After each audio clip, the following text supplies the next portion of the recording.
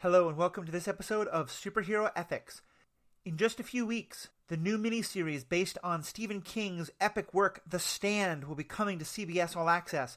And to get ready for that, as well as a Pandavision cast that Ashley Coffin and myself are going to do about that, today we have two great guests on to review the book itself. We're going to dive into Stephen King's work, The Stand, talking about the characters, talking about the choices they make, talking about the mythos and lore of the world, and just kind of diving into all of our thoughts about the book, and especially what it might look like in the TV show to come. So, all that and more in just a few moments after this commercial break we have no control over.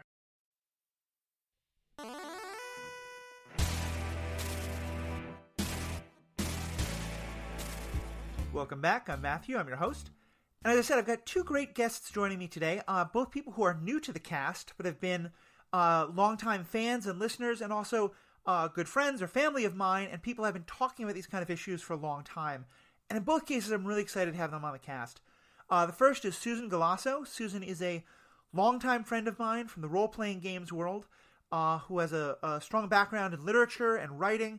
And I know she was really excited when I mentioned this book was one we would be talking about. So, Susan, glad to have you on. How are you feeling about this today? Feeling good. Excited to have reread the book after, first reading it, I think, as a young teen. So, sort of an interesting experience to think about updating it into a new format. For sure. Also joining me is my brother-in-law, Stephen Cox. Steve is married to my sister, and he and I have become close ever since he entered our family's life. And I've often been chatting about my podcast and the questions that come up. He and I have had a number of great ethical conversations about all sorts of different media. And so when I put the word out that we're doing The Stand, Stephen was also really interested, and I'm really excited to have your thoughts on it. Stephen, how are you doing? How are you feeling about this today? Oh, I am just excited to go here, Matthew.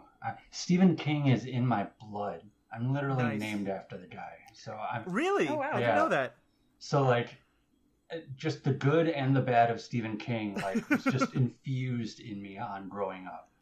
Well, that makes sense, because this book has a lot of the good and some of the bad of Stephen King, so that'll be fitting. Well, let me just I imagine some of our listeners are people who have read the book some point in the past. Some of you may be folks who are looking forward to the miniseries, and haven't read the book, but are kind of, you want to get a sense of it going in. We will be spoiling quite a lot of things about the book, which I imagine will be spoilers for the TV show as well, but given that this is an adaptation of something that was originally written 40 years ago, was then re-released in a new version with a lot added 30 years ago, but nonetheless, that's so much time, I have no idea how much the TV show is or is not going to stick close to the plot, but consider yourself that if you want to really start that show, having not known anything about it, probably hit pause, maybe go back and listen to this later. But if you either are a fan of the book, or you've read the book, or you just don't care, you want to know more about what's happening in the show, definitely we're glad to hear you. And let me just give a kind of quick summary, and then we can dive into a couple different questions I want to explore.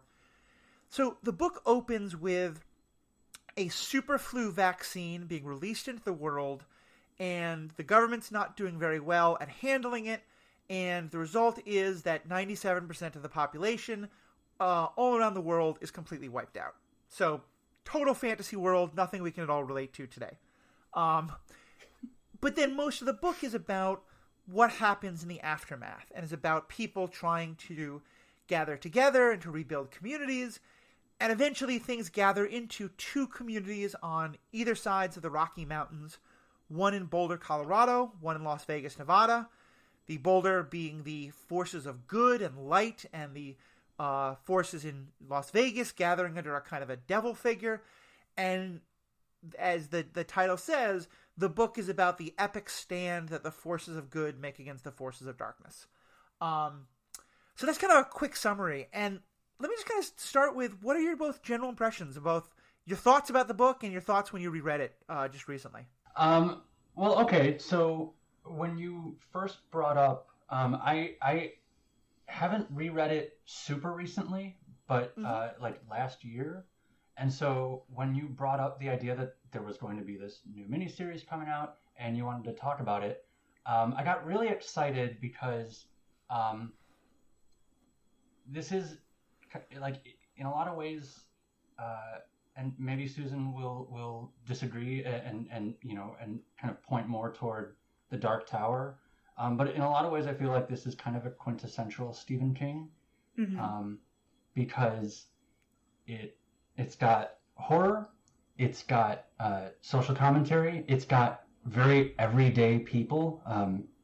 He writes everyday people in a way that has some very serious blind spots, but I also find really compelling.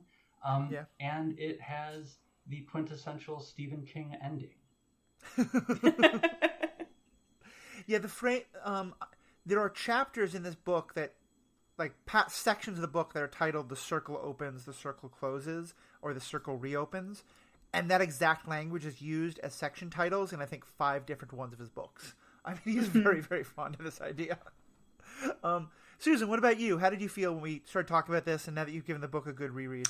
I was excited to reread it, first of all. I started reading Stephen King much younger than I should have, probably.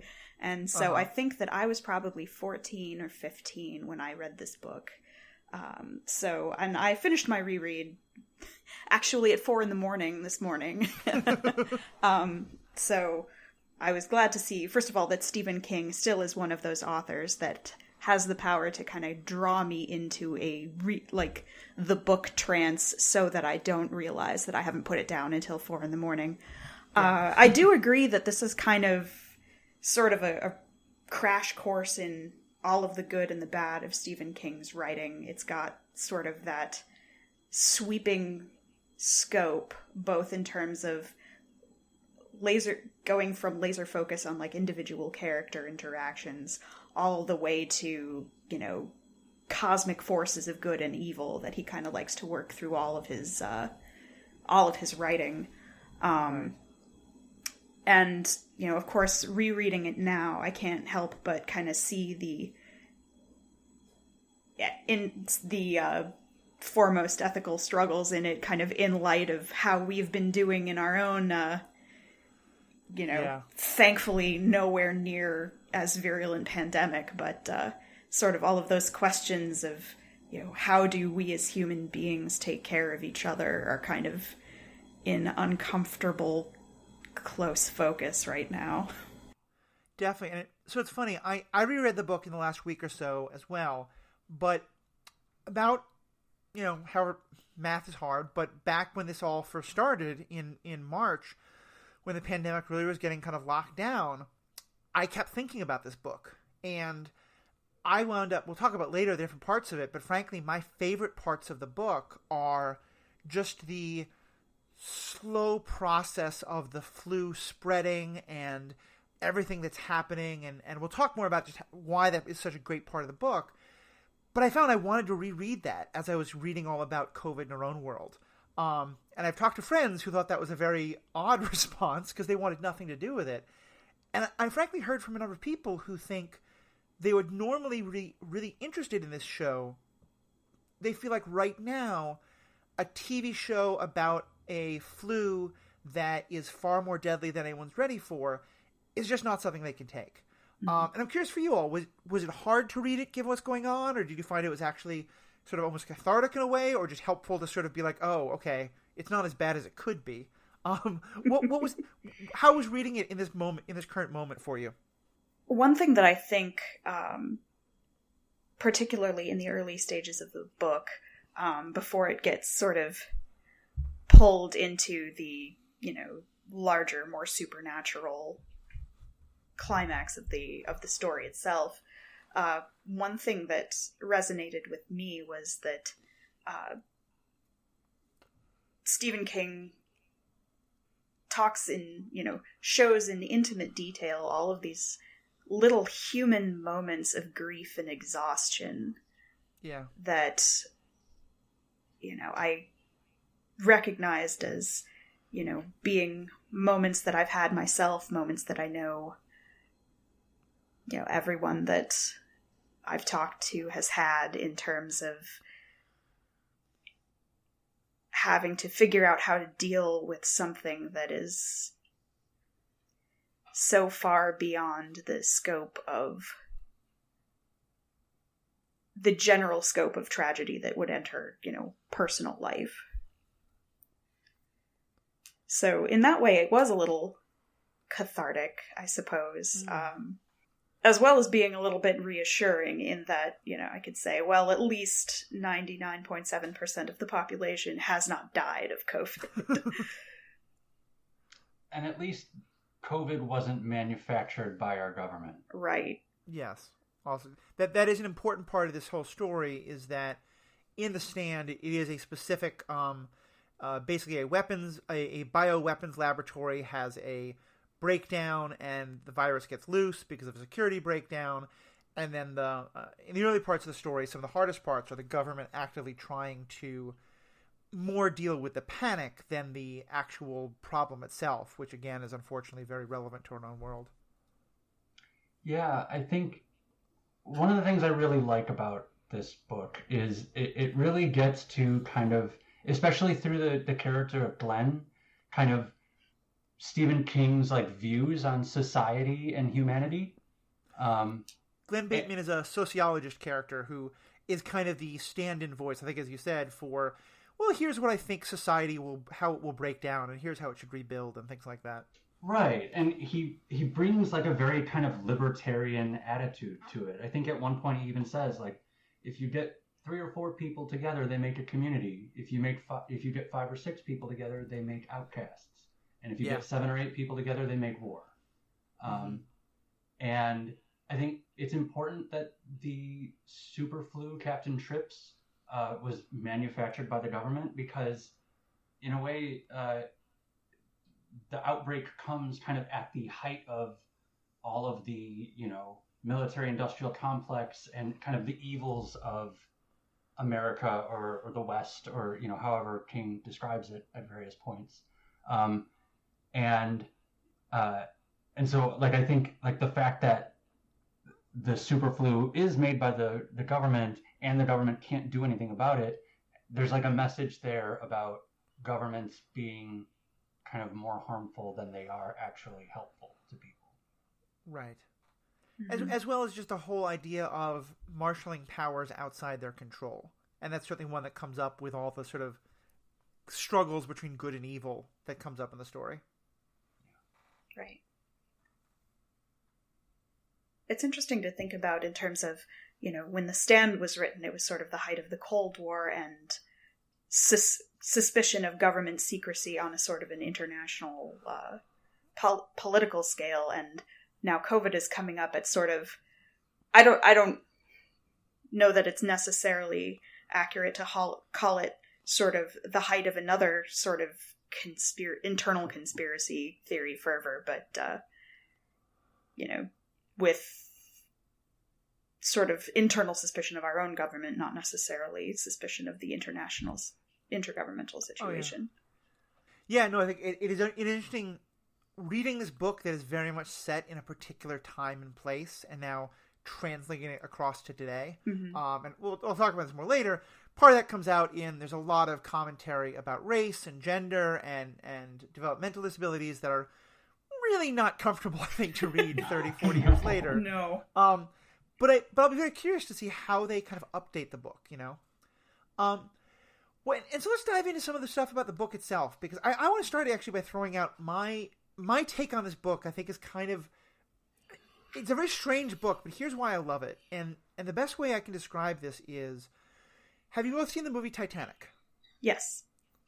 Oh yeah.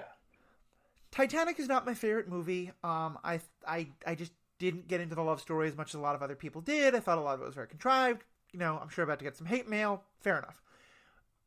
What the part about that movie that I loved, though, was that once they said, okay, this boat is sinking, there were now all of these beautiful little scenes of how people at all levels of, class and background and position on the boat, how they were all dealing with the same crisis. And I think I've started describing this book as one that has an awful lot of breadth, but very little depth. Because, and I definitely want to talk about this, it feels to me like at the end of the day, there isn't very much plot in this book. the people move across the country. They have this great stand. There's not very much agency, at least as I read it. But what pulls me in is, as I think you were both saying earlier, it's all those little stories. It's in the first couple hundred pages we get, not just we find out that the newspaper man died of the flu, but we find out everything the newspaper person has been on for the last 5 days. And by the way, the person he plays poker with and what they've been up to for the last 5. There's just all these incredible human stories about people dying and then people resisting the government and then people not wanting to believe things. And then even as the story goes on, I think in the same way, I don't really find the plot itself that compelling. What I find compelling is just these stories of how people are responding to all these things that are going on. Where do you all stand on that? Did you get much more into the plot than I did, or do you also really enjoy all this kind of like the full viewpoint of human society as it goes through these traumatic events? That in a way, I think you've hit on like the ethic of the book in a way, because there's this enormous thing, this world-changing cataclysm happening, and you're seeing lots of really personal vignettes by individual people. And while this thing is happening, both the flu and the later sort of supernatural thing that's going on, they're happening in a way regardless of what characters do. And they're not going to change it. They're not going to stop the flu. They're not going to stop this confrontation between good and evil.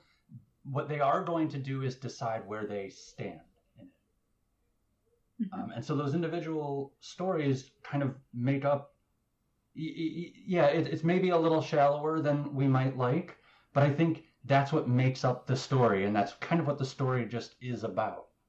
Right, I agree. I think that it's interesting what you say in terms of not having a lot of agency, because I think for many of the main characters, particularly, Harold and Nadine and Larry Underwood, have these moments where they're kind of confronted with a very stark choice between kind of going along with the fatalistic interpretation of submitting to what events are forcing on them, actions or viewpoints that are kind of being forced on them, and having this very clear moment that I could choose to be a different person now that the old order of the world has kind of been swept away. And I think that in a lot of ways, if we didn't have I think we don't even really get a shadow of what the eventual good and evil showdown is going to be until 400 or 500 pages into the book. And, if we didn't have that first 400 or 500 pages of kind of going on this very personal and horrifying journey with each of those characters, much as I occasionally wondered, how much is this actually going to tie in later on? That sort of internal moment of how are we going to react to events completely beyond our control? What kind of person am I going to be? Wouldn't have the same impact as it did. Yeah, and Nadine and Larry are kind of the best characters to demonstrate that, because they both kind of start sort of marked in a way, so you don't know whether they're going to sift out good or sift out bad in the end. Right. But the choices that they make ultimately sift them and don't. They change their destinies even if they don't change the overall destiny. Mm-hmm. Yeah, I think it's a great point, because I do feel like that for a lot of characters, there's very little agency. Like, they're on a path, they're clearly marked either for the light or for the darkness. And I think that's a great point. Those three in particular, Larry, who starts out as a kind of like newly popular one-hit wonder musician who's kind of very selfish and a taker, as he's described, and he finds some real humanity in himself. Harold, who is kind of the unfortunate stereotype, as we've now found 30 years later, very, very true. I mean, he's the definition of the fedora-wearing milady fuckboy. I think is the best way we can put it today, who becomes very jealous that the woman he loves is into someone else, and so he lets that resentment and anger feed on him and feed on him and feed on him, and instead of having an internet to go and troll people on, he winds up turning violent. And then Nadine, who is this woman who is marked to be the bearer of the Antichrist, the lover of the demon who's in charge of all this on the other side. And she has a real moment of like maybe being pulled back to the good, but she doesn't make that choice. But other than the three of them, does anyone really have any actual agency in this book? In any kind of major way? I don't think so. I'm trying to think if there is a character that ever was really kind of, other than maybe those three, Larry, Nadine, and Harold, that was ever really on a tipping point of whether they could have gone either way. Right. It sort of seems like, even if as they recognize the moment that they're making these choices, it doesn't really feel to them or to us like they could have chosen any differently. Yeah, the one example that kind of comes to my head is Lloyd, the character of Lloyd, who ends up being the walking dude's right-hand man. Right. He's kind of explicitly given a choice, but that choice is between starving to death in his prison cell or joining the side of darkness, which isn't super much of a choice. Yeah, it's kind of a, coerced choice, I think we can call it. On a recent episode of the Superhero Ethics, we did an episode on time travel, and my podcast partner for that, Rob McKenzie, brought up a movie that he describes as a perfect example of logical time travel, which is Bill and Ted's Excellent Adventure. And I thought this was funny, but then he demonstrated how once you buy the internal logic of it is utterly and completely consistent. Because the reason why it gets around all of the paradoxes that normally come with time loops and stuff like that is that the characters have absolutely zero agency in the story. Every event in the movie has already been predetermined from long before the characters were born, and so you're getting to watch this great story happen, but there's no agency whatsoever, because you know the decisions everyone's going to make because it's already been set in stone by time. And that discussion kind of helped me think, like, we love human agency, and a human agency makes a great story, but maybe not all stories need it. And I think that's kind of where I wound up kind of feeling about The Stand and thinking this is kind of King's point almost, is that, like, most of the time when I think about this book, I think the big flaw of it is that, the ending, and we'll get to talking about it for sure, it's all predetermined. Like, nothing that our characters do actually matters much. And I guess for me, I'm saying that I feel like this book challenges my view that maybe you can have a great book without agency, because it is more about what do people do when we're caught up in powers that are beyond us, and how do we react and that kind of thing. I know, Susan, especially when we were talking, you were getting very frustrated by the lack of agency of some of the characters. Where did you kind of wind up feeling about it? I think that, having kind of those moments of, it's very clear that, especially, and I know you mentioned, that going into some of the, continual issues with King's writing and the way he handles, characters who are not white or not male, or that he's kind of using them very symbolically. And I think that the treatment of a lot of the women in this book was sort of like that. Like, they were being kind of used as pawns and property in a way that I would really hope that, and this kind of ties back into Glenn as the sort of viewpoint character. It seems to be saying something about Glenn's and possibly King's view of what kind of, how much agency we really have over human nature, whether that kind of bartering of agency for safety or sublimation of free will to, human biology and, sort of the fight or flight response, whether there's, a way that we'd get around that, even if we were able to kind of wipe the slate clean and start over.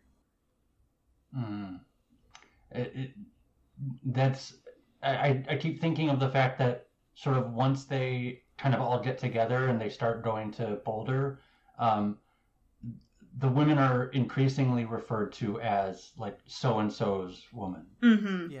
Yeah. There's definitely, I think there's a number of those kind of problems, and to me, the two biggest really are the way that women are treated in the book.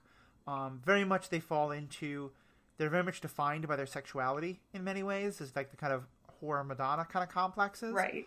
And also the way disabled characters are treated, in that there's a deaf-mute character who is treated like, I mean, he's a hero of the book, but in very much a kind of like the noble suffering disabled person. And then there's also a developmentally disabled person who is, the writers make him a hero in a very kind of like condescending, like, aw shucks, look at his internal wisdom way. But then they find pretty much every way to have every possible character use an offensive slur to describe him that they possibly can.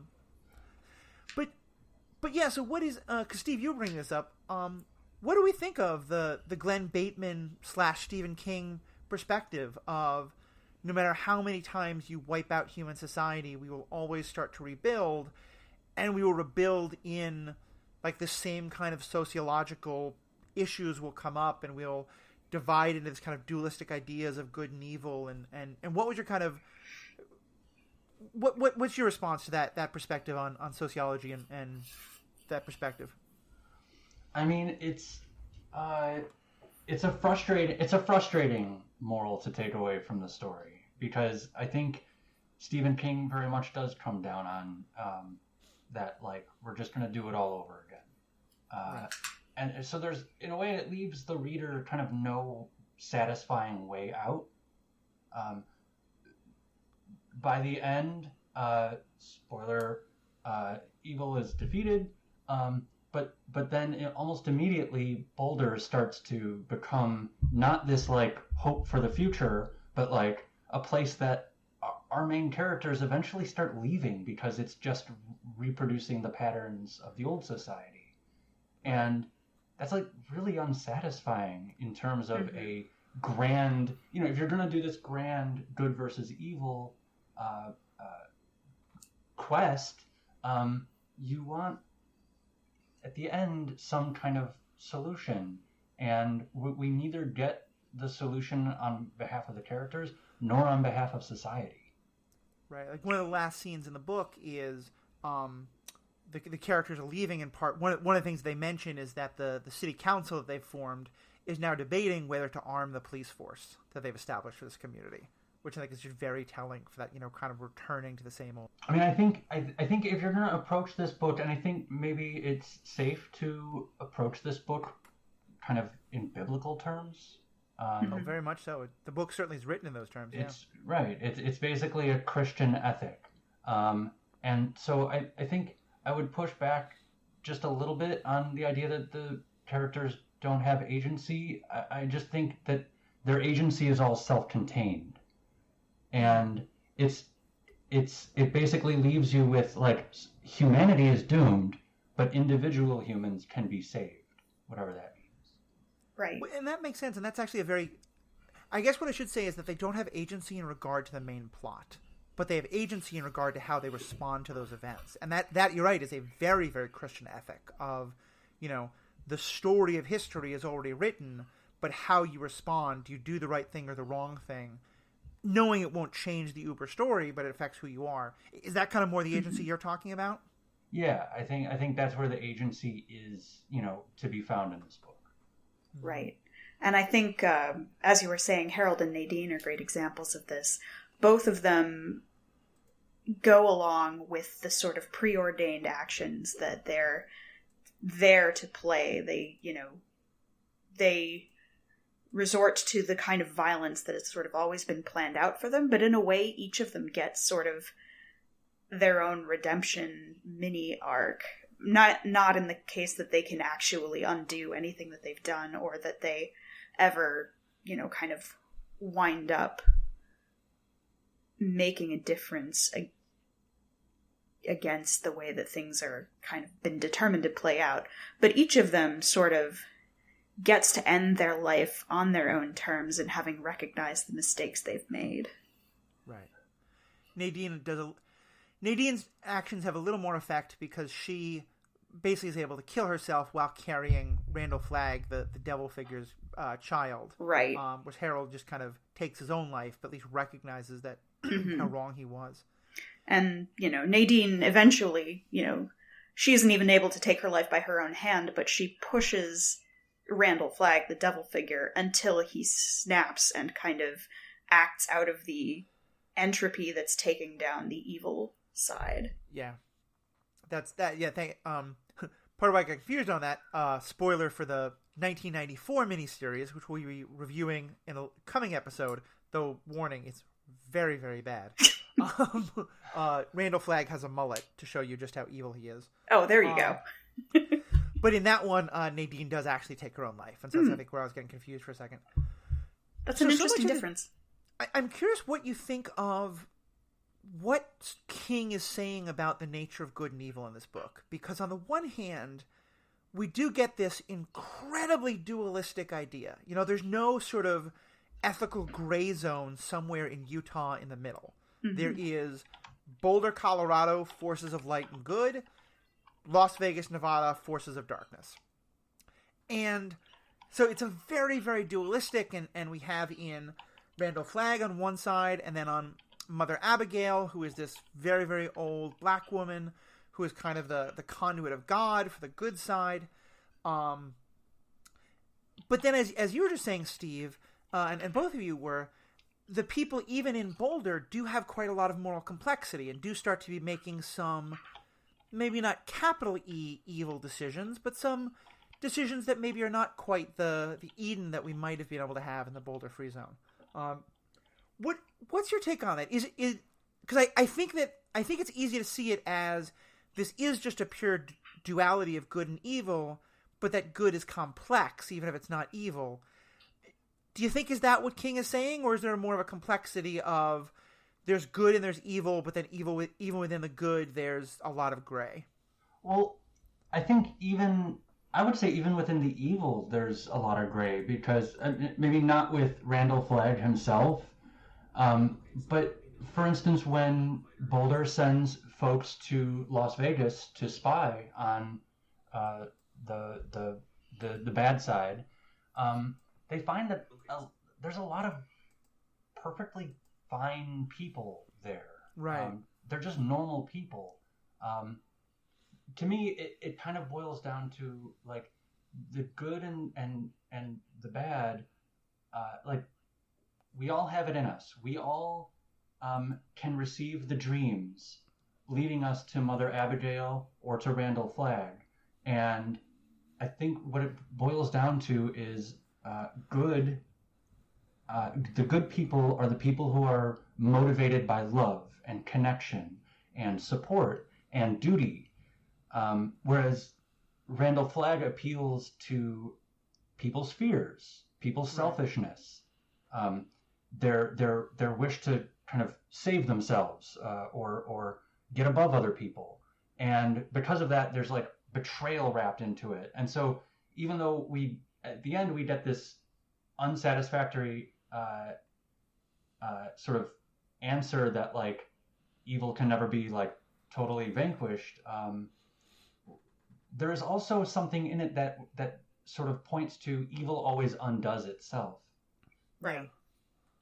Interestingly, for the question of agency, I think that one of the other main draws to Las Vegas and to the evil side is not even necessarily mean-spiritedness or cowardice, but a need for structure. There's a line, I think, that Glenn says somewhere in there that he thinks that a lot of the tech people are going to wind up in Vegas because they need something to do. That's right. And it sort of kind of folds in with the idea that it seems like Stephen King is advancing here of, sort of the need for organization and control being the seed of, the rise of evil again. Mm-hmm. And, but even in the good side, they admit they can't get along without, the organization and the control. Like some of the first things they start to do are form committees. Right. Even though nobody particularly wants to. And in a lot of ways they couldn't have accomplished any a lot of the things that they did on the good side without having some of that, which I guess is another, argument for evil kind of always destabilizing itself through its need for a kind of control that's never going to be possible. Right. And so then we will talk about the ending and about how the ending, really the only one who has any agency in causing the ending is Randall Flagg himself, if even that. But certainly I think one of the things that's really interesting about the way this is set up is, you're right, a lot of the people who go towards the dark side, towards the Las Vegas side, it's not because they're like, mwahaha, let's go kill everybody, we're evil. It's as you said, they want order. They want authority. And a lot of what the story is about is, if you go about it with committees and democracy and things like that, you'll maybe get a much more democratic society. But the person over on the other side who says, I'm going to make you turn the power on, I'm going to make you, I'm going to basically be a fascist, they literally get the trains running on time a lot faster. And that's very appealing to people. And I think we're seeing in our own world, that when things are more chaotic, there is really a pull towards, okay, even this one guy isn't great, he's going to tell us what to do, and so we're going to have structure and order, and everything will be okay. Mm-hmm. I hadn't really thought about that, but I think you're right. The book is a great commentary on that, and that especially, for folks who are afraid, for folks who are fearful, the pull of authority, of someone else's authority taking control, can be really appealing. Yeah, all these people just survived the apocalypse. They're scared. They want something to do. And someone put a tool in my hand, and I'll chip in. And if that chipping in is uncovering a base in the desert so that we can find fighter jets to go bomb the other group, at least I'm part of something. Mm-hmm. Right. Giving, sort of having a way to handle the grief and the vulnerability of everything that they've just seen, which I think,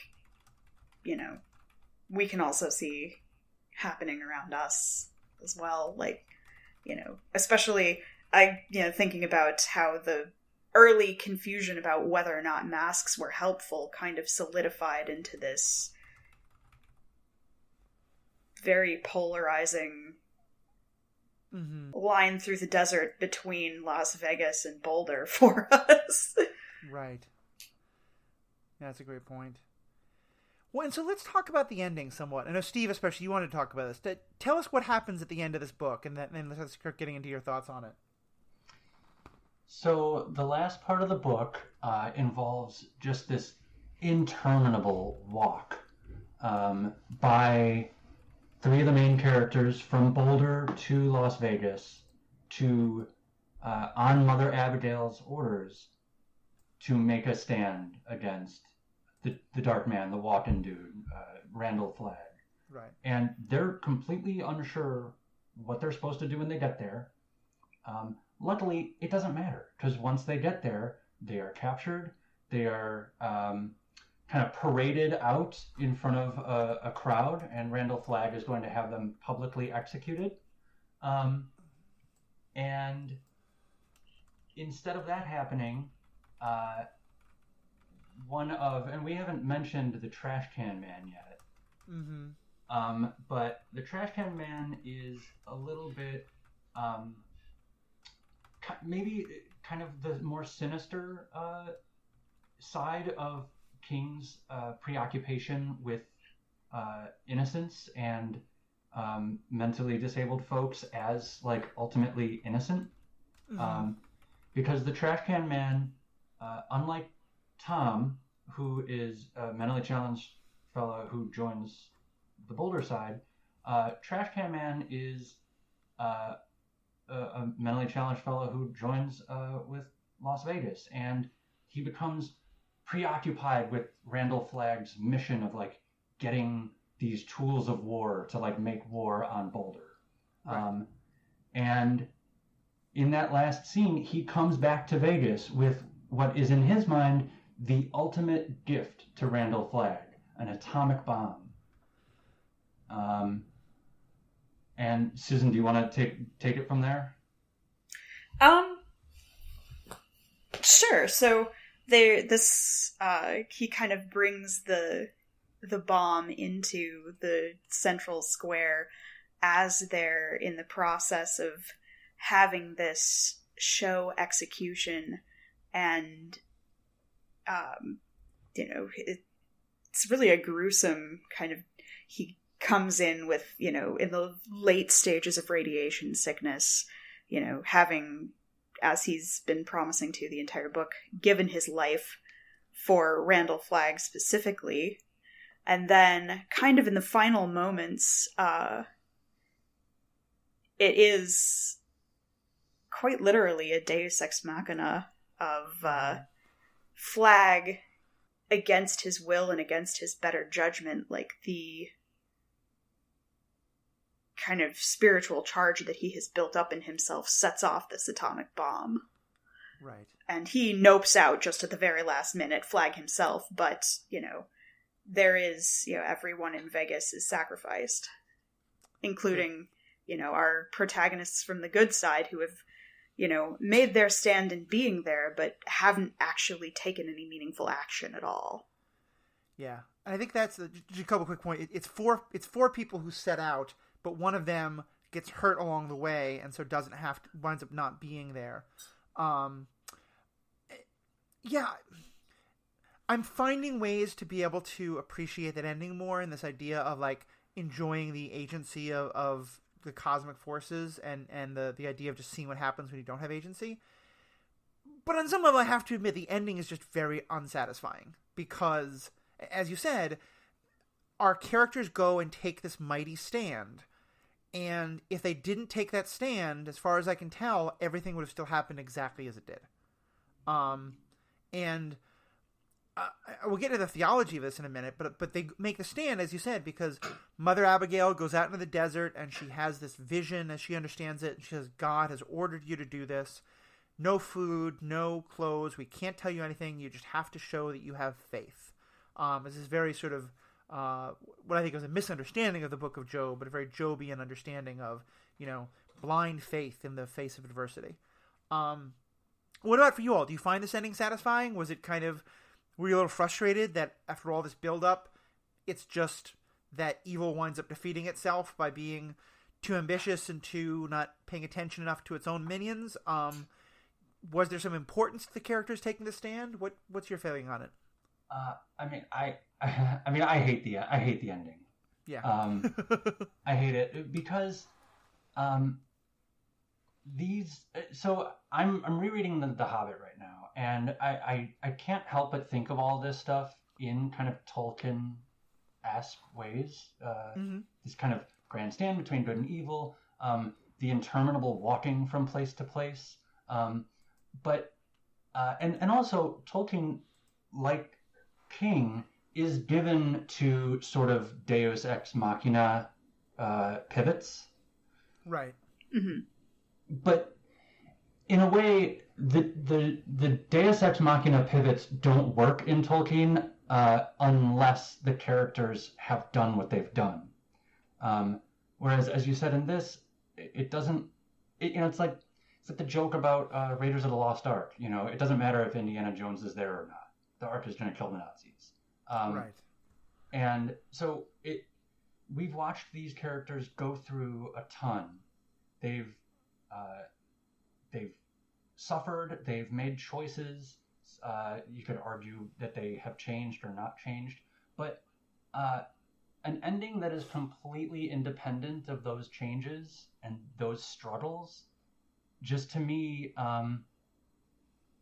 is unsatisfying, because ultimately the reason that evil is undone is only about evil. And so what did we even spend all this time watching these good characters for? If evil is just undone by itself, then what's even the point of following the good characters and their trials and tribulations? Yeah, I had that same issue with that the end didn't feel particularly satisfying, but I think, in terms of as we're discussing it, it starts to make more sense to me.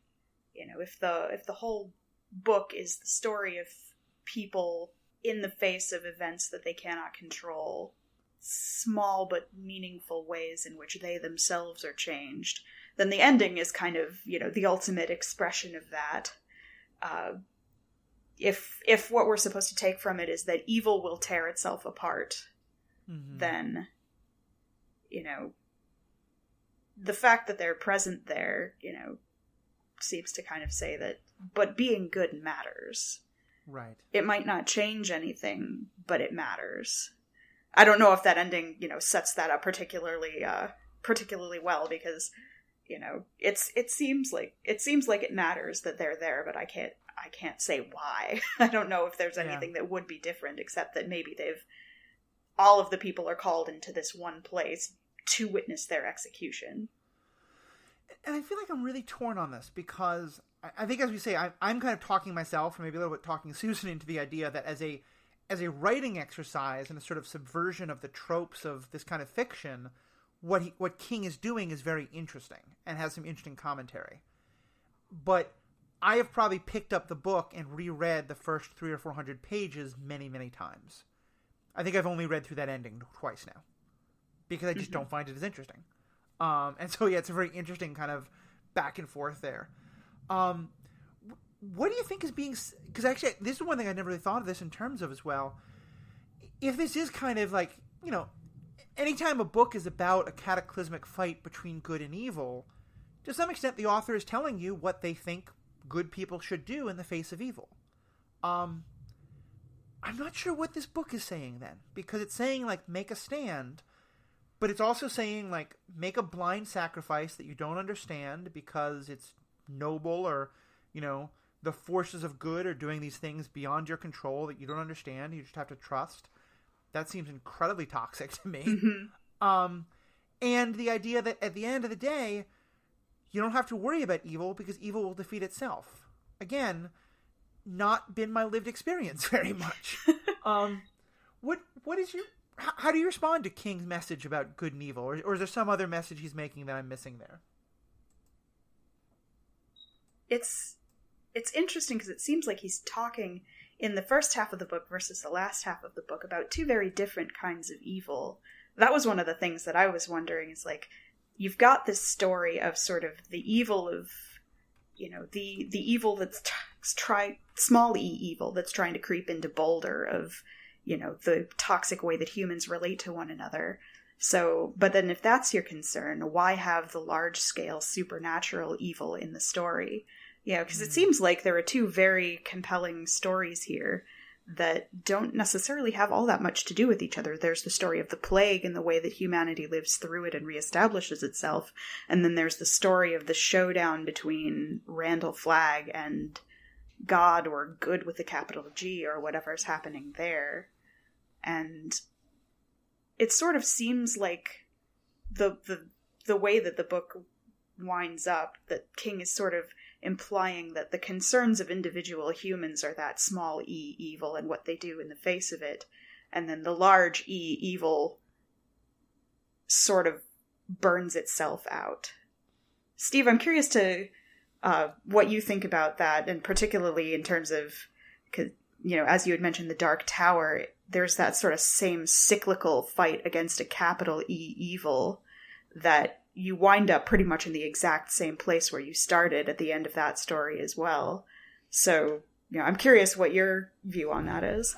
Yeah, I had heard, I don't know if this is true, maybe you guys can confirm it, but I had heard that part of the reason that King wrote The Dark Tower, and especially that he ended it the way that he did, was because everybody hated the ending of The Stand so much. Interesting. So, I haven't heard that, and I haven't read The Dark Tower, but spoil it away. But that would make sense. I mean, definitely, writers respond to the responses to the last work. It may be apocryphal to say that, but the book certainly does have. It makes sense to me that he might have done that, because it certainly has a. Oh, you didn't like the ending of The Stand, huh? I'll show you an ending. And they end, like you said, Susan. They kind of end the same way. The circle starts again. Yeah. And just make that explicit for those who haven't read it or don't remember it. It specifically is Randall Flagg once again waking up in a totally different part of the world. It seems to be Africa, written in a fairly racist way again. Oh yeah. But just kind of discovering, oh, okay, I have another chance. And it's just this idea of like, yep, it keeps the cycle. He's never fully defeated. Right. As long as there is civilization, there is Randall Flagg to turn it to an evil end. Yeah, and I think, and maybe this point is anathema to the premise of your podcast, Matthew. So I'm sorry if I'm going to say it. I can edit you out. It's fine. Like the Dark Tower, The Stand is, and like Indiana Jones and the Raiders of the Lost Ark. Like, for all its problems, it's just kind of fun. It's just fun to read. It's fun to go on this adventure with these characters. And yeah, they're you could argue they're irrelevant at the end, and you could argue that the circle just starts again. But boy, you could tell Stephen King had fun writing it because he just wouldn't stop. Yeah. And I had fun reading it because I keep reading it. Yeah. I mean, I wouldn't start a podcast. I wouldn't start a series of podcast episodes about it if I didn't think it was a lot of fun. And like I said, I find some of. I'll back up to give a very different example, but it sort of fits. There's a movie that was made in the 90s, I believe, called A Time to Kill, it's with Matthew McConaughey and Samuel Jackson. It's a fantastic movie, and I describe it as a very entertaining, very well-made argument that I completely disagree with. Because it is a defense of vigilantism, and vigilantism for a very, very good reason, but in a legal way that I just don't agree with. And I think the same thing can be here. I think it's fun to look at the messages King is giving, and I think many of them I really resonate with. And the ending I have problems with, and I wonder if part of it is it that he was making a point I disagree with, or is he not even maybe really realizing the point he was making in some ways? Because it's, like you said, it seems like he stapled I think you said this before, Susan, he's kind of stapled these two different stories together without necessarily realizing maybe they're actually kind of contradictory in some ways. This one about sort of the little decisions we all make and the moral grayness of it all, and this other about the very binary good and evil. And Steve, I wanted to kind of take it a little different direction, but on the same idea, because you know Stephen King very well. One thing that surprises me is that this book is incredibly Christian. And the mythology of it is very sort of Christian-inspired, but that's true with a lot of things. They aren't necessarily overtly Christian. But the language that winds up getting used, the character of Mother Abigail, who is the guiding character of the forces of good, she is very clearly a Christian and uses very Christian language. And a couple of the characters have this idea of, I think that there is a fundamental good that she represents, but that the Christian metaphor for that is not necessarily the metaphor that we buy into. But then, she says to characters like, oh, it's fine that you don't believe in God, God believes in you. And then everything she prophesies turns out to be right. And certainly there's an awful lot of biblical imagery in everything that happens. The holy fire that comes down that, in the exact words of the book, purifies the righteous and the unrighteous alike, or burns the righteous and the righteous alike. Randall Flagg is literally crucifying people. Did this book feel very overtly Christian to you all in that way? And my impression is that that's not something that's common to Stephen King's books. And Steve, I'm wondering if you have any more knowledge on that. Looking at it in the corpus of Stephen King, I would say that while it represents a bit of a Christian ethic, I think at the heart of it, it's less a story necessarily about Christianity, strictly speaking, and more a story about kind of Americana. Like, most of the main characters are not religious. Nick is explicitly an atheist, even after he meets Mother Abigail. Right. But they do the right thing. They go through the motions. They do what Mother Abigail... to me, it seems like, like a small town in Maine where folks go to the church, but they're not very zealous about it. And I think you can read that into a lot of King's work. He doesn't strike me as particularly religious, but he has a respect for kind of Americana Protestantism in a very kind of quaint way. Yeah, that makes sense. And I like the idea that this is more about Americana, but as you said, like, Americana is very Christian. And so that's the mythos that it draws upon. That does seem to make more sense to me. What was your take on it, Susan? Yeah, I like, particularly since so much of this book is a travelogue of Americana. Like, they literally walk from one end of the country to the other. Or not the same characters necessarily, but there is this journey from both coasts sort of to the heart of the country. And there's a lot of kind of discussion of those quote-unquote American values. Right. Of, perseverance and democracy. And that, along with the numerous mentions of the Book of Job, and it's been a long time since I've read anything of the actual Book of Job, but sort of the idea being not even necessarily faith in God, but just staying, choosing a side and staying with it. Right, making your stand on it. Right.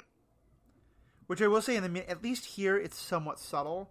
In the miniseries, at least every half hour, someone says, now's the time when you have to make your stand. It's just they hit you over the head with it. So. Get it? We have a title, people. One thing I'm hoping for from the new show, a lot more subtlety. Oh gosh, yes. So, what are some of your favorite characters? What are the ones that you thought were most interesting, or should have made some interesting choices that you'd be most curious to see how they're going to get represented in this new miniseries that's coming out? Or limited series, I guess is the current term now.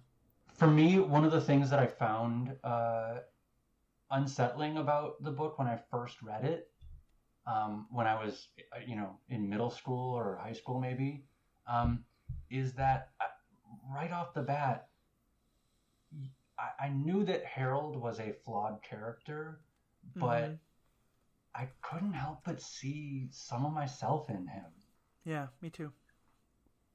And like watching him rationalize his way into kind of joining the ultimate evil was, I thought, one of the more, in a book with not that many character journeys, I found that one kind of haunting and kind of interesting. Yeah. I remember feeling at the time like that I really wanted to identify with him because I felt victimized in the same way that he does. And that I was kind of almost mad at the book for turning that around. And then honestly, one of the things that really kind of shook me on that and made me think King has more of a point than I wanted him to was Columbine. When we saw two people who, there's 8 million interpretations of what happened at Columbine, but I think one of the ones that I've always found very credible is that you did have two young men who were very badly bullied and really had a lot of social problems and mental problems, but then did turn to a very evil direction and towards a great deal of violence. And, I think that's what the version of it was 20 years ago. Today, all the stories we read about the Dylan Roofs or the Kyle, the guy who shot up the Black Lives Matter parade, or any of these stories about people who are, have problematic childhoods and become radicalized. And I always think that the knowledge of what happened to them is important, not to sympathize or not to justify, but just to sort of have a, how can we stop this happening? But I do agree. There's a thing we often talk about in this show in general about how you can't really get away with a stereotype if it's the only one of that group you have. If you have 10 Asian characters and one of them is very smart at math, then great, because you're not saying the only one there. And maybe, Steve, I don't know if this is how you feel. I wish we'd had another character who I could relate to like that, who doesn't make those same decisions. Because I do find it very believable that a Herald could make those decisions. I think also only 1 out of every 100 Herald makes those decisions. And I wish we'd had some indication of, he's not saying that every, socially awkward geek boy is going to turn out to be this terrible person because of the resentment they can't let go of. Yeah, I think when I reread it more recently, I think I kind of imprinted that on the character of Nick. Because he gets bullied a lot. He's not a sort of put upon genius in his own mind the way that Harold is, but he is. He doesn't speak and he can't hear, and he gets abused in various ways because of that. But he ultimately chooses differently and becomes one of the like angels of the story. Right. Yeah, I guess I can see that. What about for you, Susan? I'm sure you have a very different perspective on that character. What was your take on Harold and his journey? So my take on Harold, like I guess, the Harold and Fran story was pretty compelling to me, but I identified immediately with Fran as sort of the a woman who's made some choices that she had been vilified for, and who is strong-willed in wanting to push forward with her, push forward along her own path, but, not sort of not wanting to hurt Harold and being put in the regrettable position of that being inevitable. Yeah. I think that in the beginning, as we first met Harold, I had a lot of frustration with that character. Partly because it was so tropey and, like very much like all of the fedora tipping caricatures that we were presented with. As the story continued, I, had more and more sympathy for him, but still sort of that frustration that he was made that, and I'm trying to remember exactly the wording there that King used, but he made a deliberate choice to center the victimization and tragedy that he had suffered in his past as what he was going to build his sense of self around, as opposed to centering, the tragedy and hardship that he was sharing with everybody else in the world, and kind of learning from that there could be more to his life than putting himself in the role of victim. That's right. You're such a genius. Why don't you help us get the electric grid up in Boulder? Yeah. And I think the point at which I felt the most sympathy and connection to Harold was the moment at which, he realizes that he can be different. People don't see him the way that he remembers seeing himself and being treated. And that struggle of, this has been the thing that's shaped my identity for so long, that in the end, even though there's something a lot more positive offering itself, I can't give it up. Yeah, I think that's a great point. I had never really put this together until now, but I think it's why one of the most important parts of the book is the fact that Harold's story is very much mirrored by, quite literally, Larry's story. Because Larry was the opposite end socially, but he's the same kind of thing where he feels very trapped by the way people see him, and that he's been, even his mother describes him as a taker and says, there's always been this hard part about you. And there again, I definitely had a very loving relationship with my mother, but a very tough relationship with my mother at times. And I really felt very sympathetic for him as someone who, I'd also not been the greatest person when I was younger and really struggled to find people who could see me in a different way. And one of the things that the book sets up that I think is really interesting is, along the way, Harold is leaving these signs that say, like, hey, here's where we're going next. Here's where we're going next. Here's the thing we did. As well as leaving these clues, like Larry is able to figure out what Harold did to, get fuel for the motorcycles and stuff like that. And so Larry has this incredibly heroic view of Harold that is eventually very disappointed by the time that Larry meets Harold. And just kind of further completing the triangle of it all, Nadine at first very much wants to be with Larry, and she knows that if she is, it'll sort of sever her connection with the Dark Man, and she rejects him for a while, and only after Larry gets with someone else does she come back, and the agency of the other woman in this is appallingly bad, but that's another story.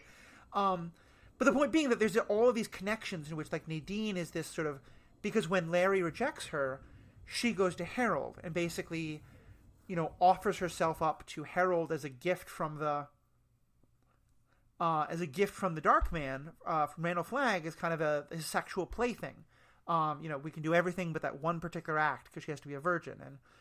And here again, Stephen King does something that he has fun doing, where he wants you to see the moral depravity of characters through the depravity of the sex they're having, which he's going to describe in very lurid, very detailed terms. Because, of course, what lurid, terrible sexuality that none of us should ever take pleasure in reading page after page after page about. That's right. But it does, I think, I think it really sets up this wonderful dichotomy of the image that people have of them is very different, but both Harold and Larry, people see them incredibly differently than they do. They both were seen very badly, and they both have the choice, and Larry makes one choice and Harold makes the other.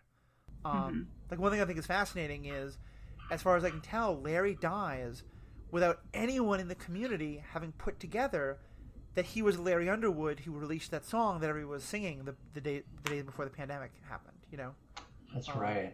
Yeah. He cuts his ties from that past. Right. And Harold Harold has, he starts working with people who really respect him, and he gets a new nickname and people who just really admire him, and he has that chance, and he makes this conscious choice not to, which I think is heartbreaking, but also, it's what we see in our world. What about any other characters? I don't want to go too much longer, but any other characters who really resonated for you or you wanted to talk about, either for good or bad reason? Well, I was going to pose the question of who you guys think is the main character. America, honestly.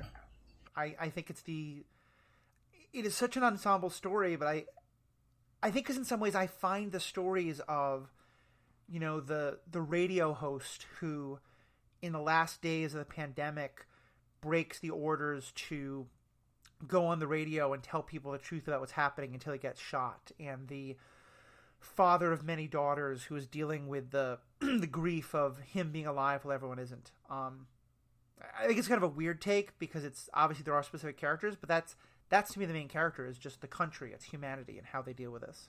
But that sounds like a very pretentious, like, Lit 202 class answer. Susan, what do you got for us? My first thought was Stuart Redman, the sort of, he's kind of one of the first people we meet in the opening chapters who lives to the end of the book. Spoiler, but and he's kind of, one of it. He kind of reads like one of King's, self-stand-in characters. A fairly plain-spoken guy who, quintessential American. Yeah, the quintessential American, and his journey is kind of the journey that we take throughout the entire book. Like, he starts in East Texas, where the first cases are reported. He goes to the CDC centers where the cover-up is being enacted, and then, eventually, I suppose he doesn't make it all the way to Vegas. But I like the take that America is the main character here. Because, most of the things that sort of, most of the actual emotional weight and identification of it is just seeing all of these vignettes from everyday life. Yeah. Kind of being elevated as this is the last time this thing is ever going to happen. And Stu, to me, is the quintessential, like, crux of this question for me, because you're right, in many ways he is portrayed as the central protagonist. He is one of those four people who goes on this walk to make this epic stand, but because he breaks his leg, they have to leave him behind. And it's this poignant scene where it feels like they're all leaving him to die because they can't wait, they have to go on, they have to have faith. And the result is that he lives and everyone else dies, and he has nothing to do with the great cataclysm that defeats evil. That's right. So he's like the sort of poster boy of, I just happened to be along for the ride while all the story happened, But yeah, what up for you, Steve? Who's your main character? I guess I think that's a pretty compelling. I think because the use of geography in this book is so detailed, and like the world of the novel, it feels lived in. Yes, to the very point much where so. King uses very specific terminology to talk about buildings and the soda that people are drinking and the drugs that they steal from the drugstore to treat their wounds. It's all just so lived in and so like you feel all of it. And so I think that America is the main character. I think you're right. And I guess I kind of see Stu Redman as kind of standing in for that. Gosh, it is funny to think that he didn't even make it to Vegas. Yeah. And you can't even argue that his role in that mission was to bring. I mean, I guess you could argue that his role in that was to bring news of the destruction of Vegas to Boulder, with Tom's help. Right. But ultimately, it's Tom who does that. Kind of. Yeah. No, it's very true. And it's interesting because what you're talking about, the lived-in world, honestly, that's the thing I want from almost all of my fandoms, I love the MCU, but I want more stories about how do average people respond to the fact, how does everyday life change knowing that there are superheroes and supervillains? Part of why I like the TV show The Mandalorian so much is because these epic stories of Luke Skywalker and Darth Vader and Rey and Jin and are wonderful stories. But I want to know, what's life like for your average just workaday person on a planet, knowing these galactic events have happened? And, I really like the shows that kind of fill in some of those gaps. The Stand feels to me like the most lived-in universe that I've ever really experienced in that way. Maybe except for The Wire, which is all about the universe. But, because, yeah, it just, you get such a picture of this cataclysmic thing has happened, and how does it affect every different level of society, every different strata. Certainly every society of white American society. There's an awful lot that's left out. But, right. Mm-hmm. And I say that, so I think, I will say, I think also, I'd be curious for listeners, for me it feels like every strata because I'm a white person. I'll be very curious to hear someone who's from a different background. Like, does this not feel like a lived-in universe because you see a lot of your own experiences or other people's experiences not present in the book? It's kind of interesting, to think that a lot of the characters that aren't, what average American white guys, even if they're main characters, are kind of being used as vessels for the magic in the story, like Mother Abigail, who, discusses at least, the huge swath of American life that she's lived through, being born in 1882, or I forget when it was, but it's not so much they seem more like these are characters through whom whatever powers, supernatural powers Stephen King is talking about moves, rather than characters who have kind of American lives that feel as real to the author as the other ones he's talking about. Yeah, I think that's a great way of putting it. So, any other kind of last things either one of you wanted to touch on before we wrap this up? If we're going to talk about, we've all alluded, various points to Stephen King's blind spots on what Americana is, and all of that. And I think I haven't seen the 1990 miniseries. I hope one of the things that they do for this new miniseries is they've got to deal with the racial representations in this book. Yeah. Because it's just, look, I love Stephen King, but I don't think Stephen King is racist, but I do think non-white folks are other to him. Yeah. And it comes across so glaringly in this book. Mm-hmm. Yeah, I think that's a very good way to put it. I think he is, And it's, I think, we can argue about the definition of racism. To me, it is a kind of racism, but it's very, it's very different than Sure. an overt one. But it's a, he doesn't understand the limits of his own perspective. And so he writes in sweeping, generalized ways from his own perspective. And I think I agree with you. I would very much like to see, one of those main characters be race switched in some way, or rewritten in some way to be from a different perspective. I would like to see a lot more agency for the women characters, and not to have it so often. I mean, every woman character I can think of, except Mother Abigail, is defined largely by her sexuality. And Mother Abigail is defined by her age and race. Right, exactly. and her being the mouthpiece of a, in her mind, male figure, God. So yeah, I think it's a really good point. A good kind of last thing to think about is that I would really like to see more of that representation. I guess, Mother Abigail reminds me of a lot of, Stephen King's other Black characters, for instance, in The Green Mile, or in, in some ways in It, the sort of, I am using you as a stand-in for, all of the magic that's happening right now. Right. It's the magical Black character. There's a name for it that I'm not going to use, but that particular cliche. I think, I hadn't even thought about that. She's a perfect stand-in for that. Mm-hmm. Any other thoughts about what we'd like to maybe see from the series? Or what, I think the casting is somewhat known. See, interestingly, even though I think there need to be more folks of color and more women brought to the fore in this story, I think because of the magical Black person trope and Stephen King's leaning so hard into it, I almost wish that they had made the Mother Abigail character not Black. I can see that. Reason. I can see that.